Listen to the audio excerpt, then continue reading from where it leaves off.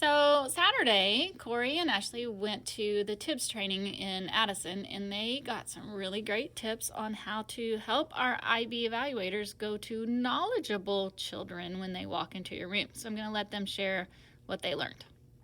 So during our training on Saturday, we sat with another coordinator who was from a school in Houston.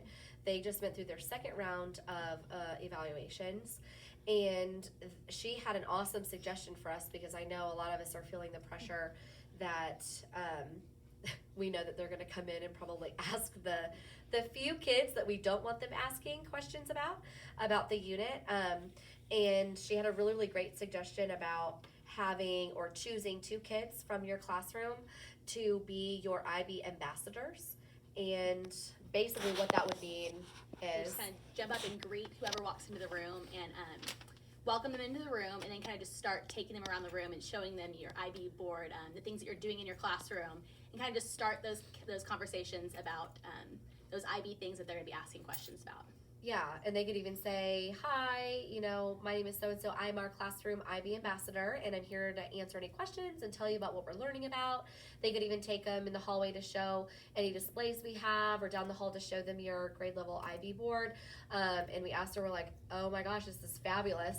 This is gonna help so much. And we asked her, we're like, and the evaluator was totally okay with that. She was like, yes, like she loved it.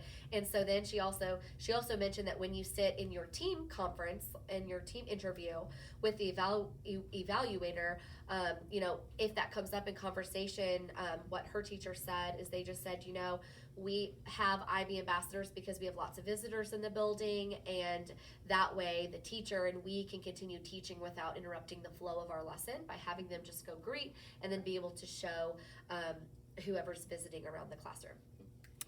So that's great. And I think for long-term goals, one of the things that we talked about this morning was also continuing this role. Mm-hmm.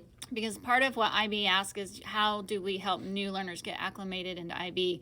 So I thought an IB ambassador in the classroom could also be responsible for taking new peers under their wing and help them understand what the portfolio is and some of that terminology. So it would be an ongoing role that would last past the 2 weeks that we have before our visit, and then something that we would start off with next year. She also said not only just new students, but other visitors in the building as well. Make it be anytime someone walks into your room, whether it be an administrator, let them welcome and greet and introduce themselves and shake their hand and get those kind of communication skills practice as well.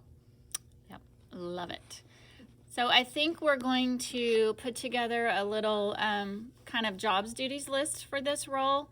We're going to need you to pick preferably 2, but if you feel like you only have 1, that's okay.